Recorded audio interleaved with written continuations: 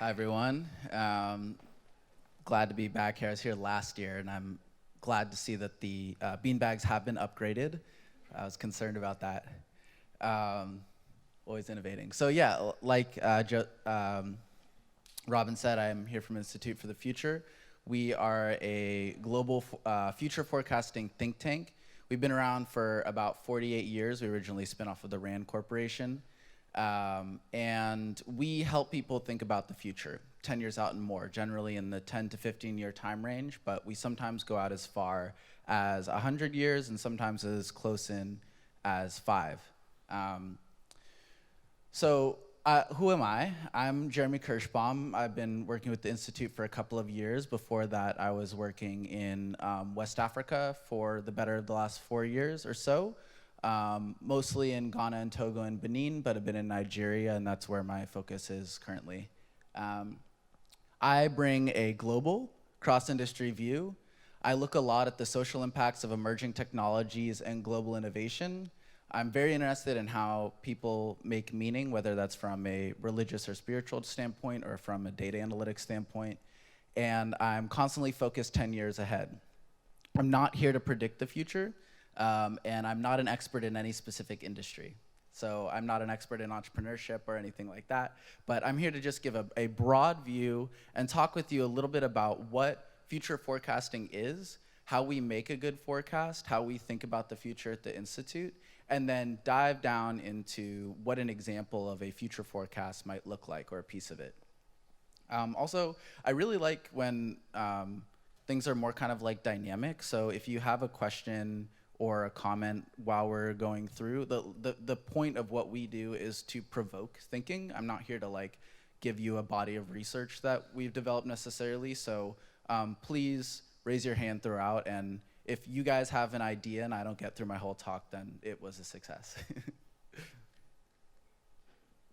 Like I said, the Institute for the Future is based in Palo Alto. We've been doing this for years. There's a lot of good futurist groups. We are the only futurist group that we know of that has actually outlived its forecast. And I think that's partially because of the specific kind of forecasting that we do. We don't predict the future. We correct people if they use the word prediction. We don't think anyone can predict the future. But we do think that it's useful to explore scenarios and think about the future. Often we forecast things that we hope don't happen. And we work with large organizations all over the world, including a lot of very large companies and large foundations, as well as with startups and individuals in a variety of different ways. So basically, we'll help anyone think about the future better in whatever industry that they're in. This is a quick intro video from our executive director, Marina Gorbis, that I think describes really well what we do. We're clearly living in a period of huge transformation, technological, social, economic. And while we can't know exactly what the future holds, that is, we can't predict the future, neither can we assume that today's choices and assumptions will still be relevant tomorrow. For over 40 years now, the Institute for the Future has helped governments, businesses, and nonprofit organizations to make sense of the emerging trends and disruptive forces that are transforming our world. Through various types of techniques, ethnographic research, expert workshops, collaborative online forecasts, and others, we help people anticipate the discontinuities and dilemmas that face us globally and at home, so that we can ultimately make better decisions. We create maps that communicate the patterns and connections in complex systems. We also create digital artifacts that immerse us in alternative future scenarios and make them more tangible. And we use massively multiplayer online games that leverage new skills to tackle global problems. With these and many other tools, our mission is to develop the foresight required to reveal the insights that allow for strategic action, both now and in the coming decades of disruption and uncertainty.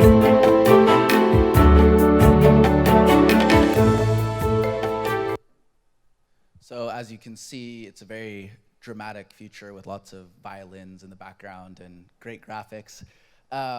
But I think you get the gist of what we'll do. And so what I wanted to do with you, because you're not all from a specific company or industry, and because you're all on this journey to find ideas to work on and to improve yourselves in implementing those ideas, was focus more on the method and more on the thinking behind what we do, and then just give you a little taste of what happens when you might dive down into a specific concept. Does that sound good to you guys?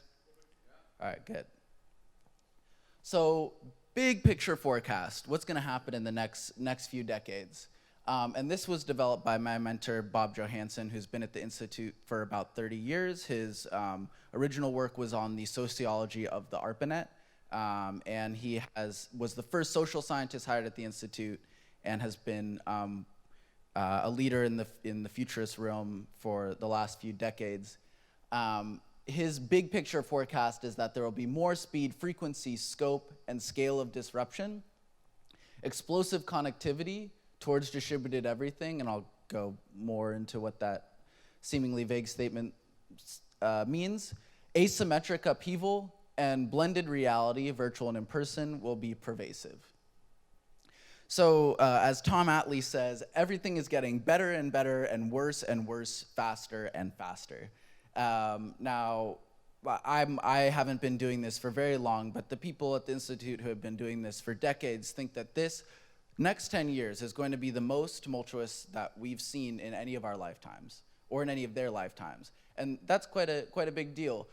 I think a great representation of that is what's happening in the background here. This is an image from the Harvard Globe of Economic Complexity, which I really suggest you check out if you haven't. It's this amazing visualization of Comtrade data done by Harvard, and every one of these dots represents $100 million of trade, whipping around the world faster and faster. And I think it's, for me, just a really evocative picture of how big a scale things are moving. Also, the fact that we can take this kind of data and make it comprehensible is a really important metaphor for what's happening right now.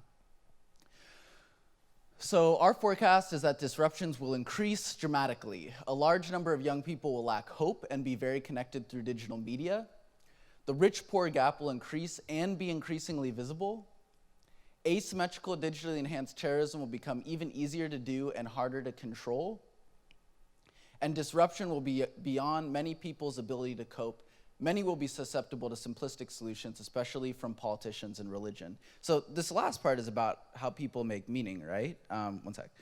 So let me talk a little bit about what's going on in this slide. We do some work with the Army War College and the National Defense University. Bob goes every year to do some classes for the future generals. And when they see this slide, they call it the red slide of death.